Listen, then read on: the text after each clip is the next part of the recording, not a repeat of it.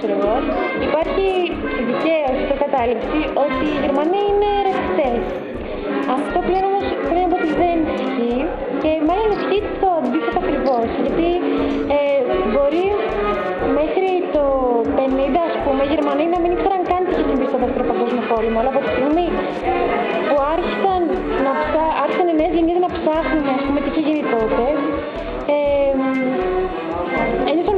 άρχισαν να νιώθουν πάρα πολύ άσχημα και προσπαθούν αυτό το πράγμα να το αποβάλουν.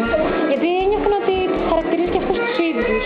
Γι' αυτό το λόγο μπήκα στο εξαιρετικό σύστημα όλο αυτό το σκεπτικό και όλα τα παιδιά από το 50 και μετά μεγαλώσανε με τύψεις για ό,τι είχε γίνει στο Δεύτερο Παγκόσμιο Πόλεμο και μεγαλώσαν προσπαθώντας, μαθαίνοντας πώς να μην είναι ρατσιστές και πώς να είναι ανεκτικοί όχι μόνο στους άλλους λαούς και στις άλλες φυλές, αλλά σε όλα τα πράγματα. Απέναντι έχουν καταλήξει να είναι ανεκτικοί και κοινωνικά και φιλικά και τα πάντα.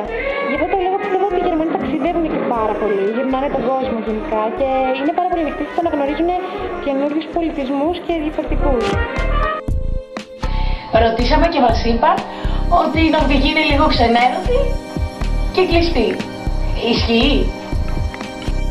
Δεν μπορώ να πω ότι το ταβερνό τους είναι ιδιαίτερα φιλογερό, αλλά παρόλα αυτά είναι άνθρωποι οι οποίοι είναι πάρα πολύ ευγενικοί και πολύ φιλικοί στην αρχή και μετά για να μπορέσει να τους γνωρίσει παραπάνω πρέπει να περάσει αρκετός χρόνος. Αλλά γενικότερα είναι πολύ ανοιχτοί και αν ξέρεις πώς να συμπεριφερθείς και πώς να είσαι απέναντί τους, δηλαδή δεν μπορείς να είσαι ο ίδιος άνθρωπος που είσαι απέναντι στους Έλληνες, αλλά αν ξέρεις είναι από τους πιο γαμάτους τύπους για παρέα που υπάρχουν ever. Δηλαδή εγώ δεν έχω γνωρίσει λαό οι οποίοι είναι πιο γαμάτοι για παρέα, πραγματικά.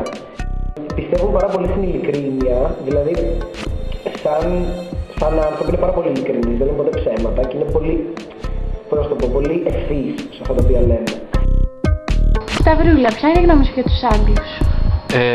Θεωρώ ότι οι Άγγλοι νομίζουν ότι είναι κάπως ανώτεροι από τους άλλους και αυτό ίσως τους κάνει λίγο ρατσιστές. Πήγα σε ένα μαγαζί να πληρώσω κάτι και δυστυχώς είχα μόνο ευρώ. Ζήτησα λοιπόν να κάνουν 5 λεπτά υπομονή προκειμένου να πεταχτώ να το κάνω συνάλλαγμα, το ευρώ, και να γυρίσω τέλος πάντων να πληρώσω. Η απάντηση της κοπέλας στο ταμείο ήταν «Go away you fucking European with your European money». Πέρυσι στο Birmingham έγινε το Πανευρωπαϊκό Πρωτάθλημα Τύπου. Η διαφήμιση λοιπόν στην πόλη που κυριαρχούσε σε όλα τα μεγάλα κτίρια της πόλης είχε ως εξής. Ήταν ένα μεγάλο μπλε πανό